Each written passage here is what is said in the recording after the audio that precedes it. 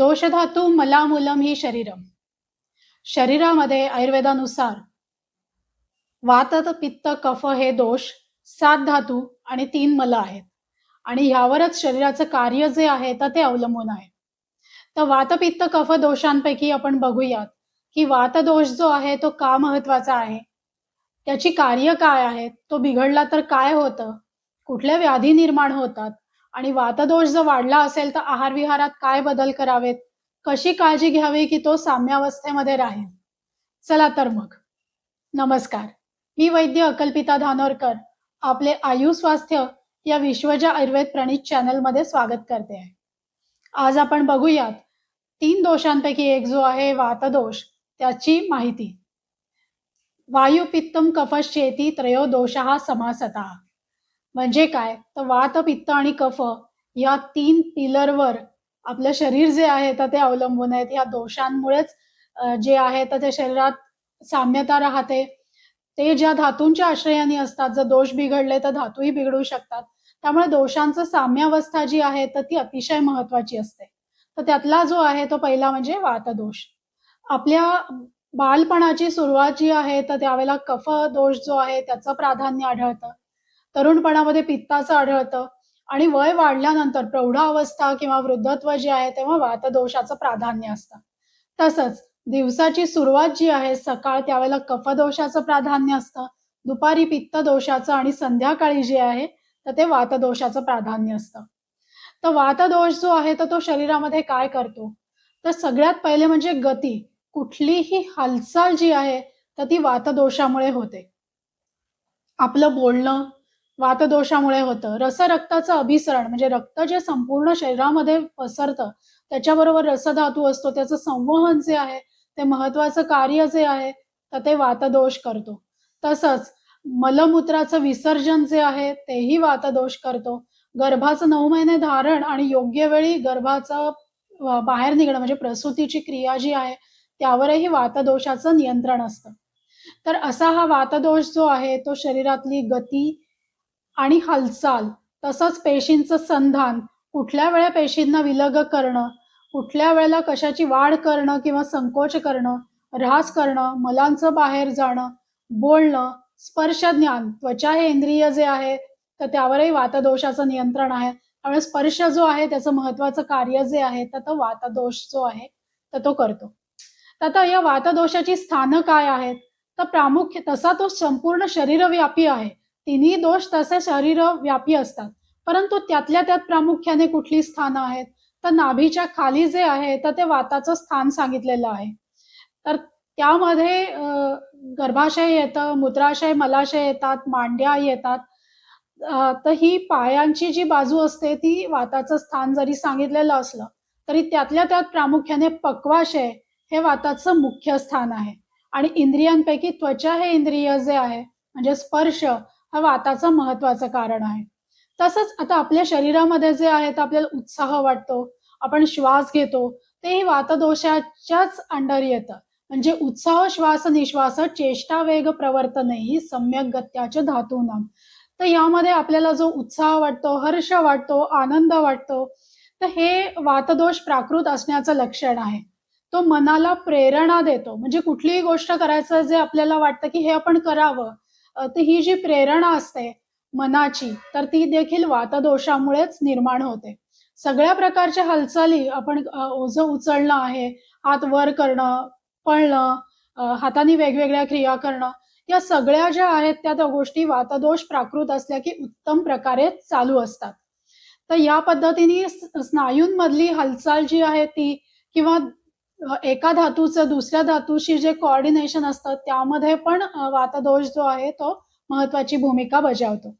तर असा हा वातदोष आपल्या शरीरामध्ये अतिशय महत्वाचा आहे. मग बऱ्याचदा प्रश्न पडतो की वात वाढला तर काय होतं? तर वात वाढल्यावर सांगितलेली लक्षणं जी आहेत ती कार्शकार्शोष्ण कामित्व, कंपानाह, शकृद्ग्रहण म्हणजे काय? तर त्वचेच्या ठिकाणी काळसरपणा येतो, उष्ण पदार्थ खावेसे वाटतात, उष्ण वातावरणात राहावंसं वाटतं. हालचाली ज्या आहेत त्या होतात.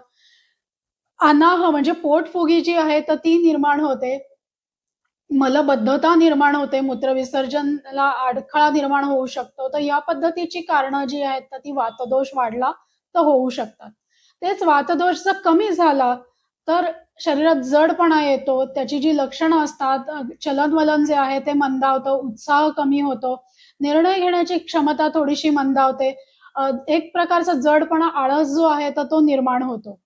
तर असा हा वातदोष आहे. तो जो दुष्ट झाला, तर कफ आणि पित्त ह्यांच्याबरोबर तो निरनिराळ्या व्याधी निर्माण करतो. परंतु फक्त वातदोष जो बिघडला, तर आचार्यांनी 80 प्रकारचे वेगवेगळे रोग तो निर्माण करतो असं सांगितलं आहे. तर त्यामध्ये सांधे दुखणं, आमवात जो आहे, तर त्याचा प्रकार काही आहेत ते. छोटे-छोटे पेरं दुखणं, हातपाय दुखणं, पिंढऱ्या दुखणं, मनाची गती जी आहे, तर ती विकृत होणं म्हणजे काही मानसिक रोग जे आहेत, पांगळेपणा, मूकत्व, स्पर्श ज्ञानाचा अभाव, आर्धित म्हणजे पॅरालिसिस, फेशियल पॅरालिसिस जे आहे, तर ते त्याच्यामध्ये होतं. एखादा अवयव जो आहे, तर त्याचा व्यास होणं म्हणजे तो त्याला सूज येणं किंवा विस्तारणं, त्याचा संकोच होणं, बोलण्यामध्ये दोष निर्माण होणं, अडखळत बोलणं, ह्या पद्धतीचे वेगवेगळे 80 प्रकारचे जे आहेत, तर ते व्याधी सांगितलेले आहेत. तर इतका महत्वाचा हा वातरोग आहे. मग हा वातदोष जो आहे, तो बिघडल्यानंतर जे निरनिराळे वातरोग होतात, तर आपण ते झाल्यानंतर काय काळजी घ्यावी? किंवा वातदोष जो आहे, तर तो वाढतो, तर ती कुठली कारणं आहेत, की ज्यामुळे वातदोष जो आहे, तर तो वाढू शकतो? त्यामध्ये सगळ्यात पहिलं म्हणजे वृक्ष, कोरडं अन्न खाणं, तृणधान्य म्हणजे तुम्ही भाकरी खात असाल, तर त्याच्यावर तूप न घेणं, ज्वारी किंवा नाचणी जी आहे, तर ती तसं वृक्ष असतात. तर ती वृक्षपणा जो आहे, तर तो शरीरामध्ये वात वाढवतो. कारण वाताचे गुण जे आहेत, तर ते सूक्ष्म, लघु, वृक्ष, खरं आणि थंड हे गुण आहेत. तर ह्या गुणाचे पदार्थ किंवा तसं आपलं वर्तन असेल, तर त्यामुळे शरीरामध्ये वातदोष वाढतो. शिळं अन्न जर तुम्ही खात असाल, वारंवार शिळं खाण्यात येत असेल, तर त्याच्यामुळे पण वातदोष जो आहे, तर तो वाढू शकतो. अतिशय कोरडे पदार्थ किंवा तेला-तुपाचा अजिबात समावेश न करणं, उपास करणं, वेळच्या वेळी जेवण न करणं किंवा जेवढी भूक आहे त्या प्रमाणामध्ये अन्न सेवन न करणं.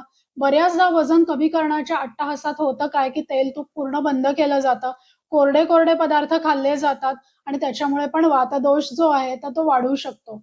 तर स्निग्धपणाचा अभाव आणि कोरडे वृक्ष पदार्थ वेळेवर न जेवणे, अतिशय श्रम करणे, अतिशय मेहनत करणे, खूप जास्त चालणं, ट्रेकिंग, ट्रेलिंग जे आहे तर ते सतत करणं आणि मध्ये विश्रांती न घेणं किंवा बाईक राईड आहेत, तर त्याही लागोपाठ करणं, मध्ये विश्रांती न घेणं, ही पण कारणं आहेत.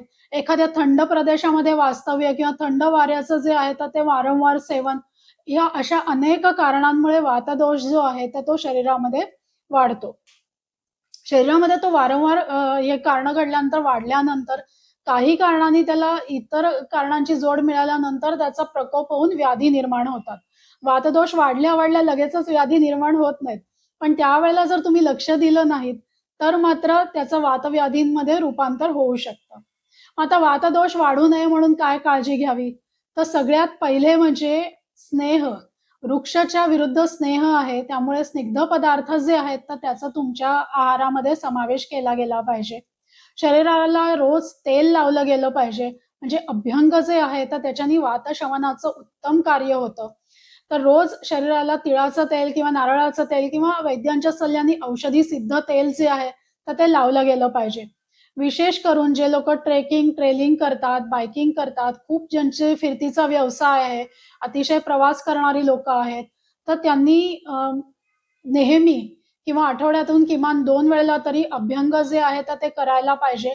म्हणजे मग त्यांचा वातदोष जो आहे, तर तो नियंत्रणात राहतो. पंचकर्मापैकी जे आहे, तर बस्ती चिकित्सा जी आहे, तर ती वातासाठी अतिशय उत्तम सांगितलेली आहे. त्यामुळे शोधन होऊन जो अतिरिक्त वात आहे शरीरातला, तो बाहेर निघून जातो. त्यामध्ये तेलाची म्हणजे अनुवासन बस्ती आणि काढ्याची म्हणजे निरूह बस्ती आहे. वेगवेगळ्या प्रकारच्या इतर बस्ती पण आहेत, जसं तिक्तक्षीर बस्ती आहे. तर ती वैद्यांच्या सल्ल्याने तुम्ही करून घेऊ शकतात.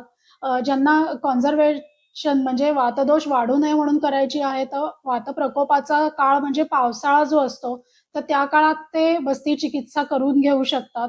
व्याधीनुसार किंवा इतर वेळेला ती वर्षभर कधीही केली तरी चालू शकते. अर्थातच त्यात वैद्यांचा सल्ला जो आहे, तर तो अतिशय महत्त्वाचा आहे. आहारामध्ये जे आहे, तर ते तुपाचा समावेश करायला पाहिजे, विशेष करून गाईचं तूप. किमान 2 चमचे जे आहे, तर ते तूप तुमच्या आहारामध्ये पाहिजे. गाईचं दुधाचा समावेश पण करायला पाहिजे, म्हणजे दुधा-तुपाचे पदार्थ जे आहेत, तर ते तुमच्या सेवनामध्ये असायला हवेत.